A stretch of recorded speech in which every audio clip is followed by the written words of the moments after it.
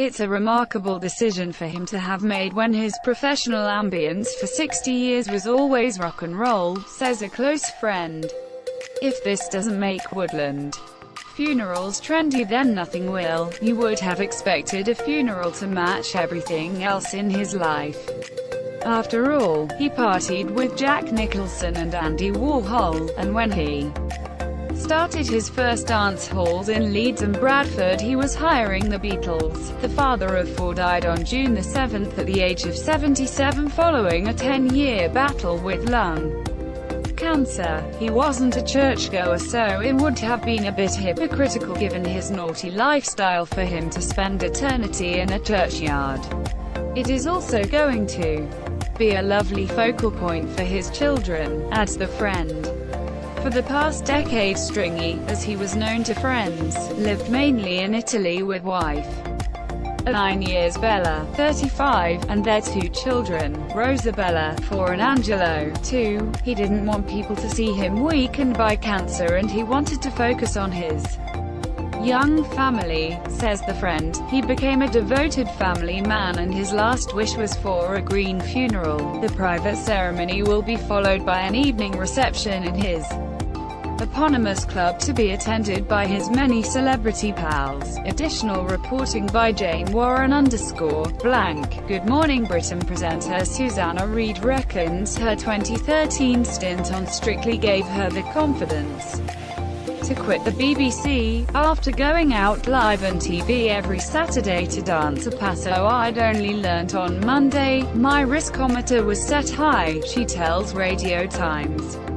I was so non-risk averse at that point, I was happy to take risks left, right and centre, even though her previous show BBC Breakfast often got double the ratings of her ITV breakfast show. The 47-year-old has no regrets, even though working with co-host Piers Morgan has at times driven her to tears and even got her hate mail, mostly from men. Following his criticism of the Women's March, "It wasn't women who were criticizing me, it was the men," she adds. "I had men telling me it was my fault he was saying this. And I was just like, I've had enough of men telling me how I should be a feminist.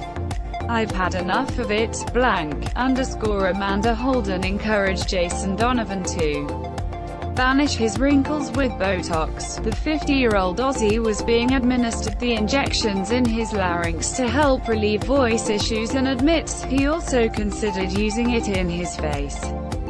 Following some advice from the BGT judge, I had to have Botox injections in my larynx to calm it all down.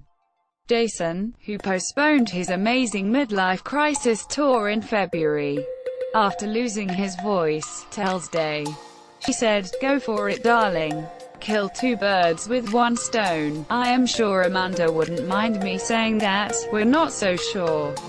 She was once so unimpressed with Simon Cowell telling the BGT audience she owed her ageless face to Botox. She tried dousing him with a glass of water. Apparently she was furious. "Unfortunately, nobody could tell, kind-hearted Ed Sheeran is doing his nicest man in music reputation no harm at all, after donating a number of his personal items to a hospice shop near where he grew up. The 27-year-old, who was born in Halifax but raised in Framlingham, Suffolk, has given a host of possessions to their St Elizabeth hospice shop. They include an assortment of Lego sculptures from his tour, plus his first record player, trainers, t-shirts, a few homages to Heinz tomato ketchup, as well as a pair of orange headphones. Shop manager Rachel Pollard said that the Shape of You singer's donations tend to attract more tourists to the store, which happens to stock a collection of jewelry made by his mother Imogen. Harry Styles made one Fans Day after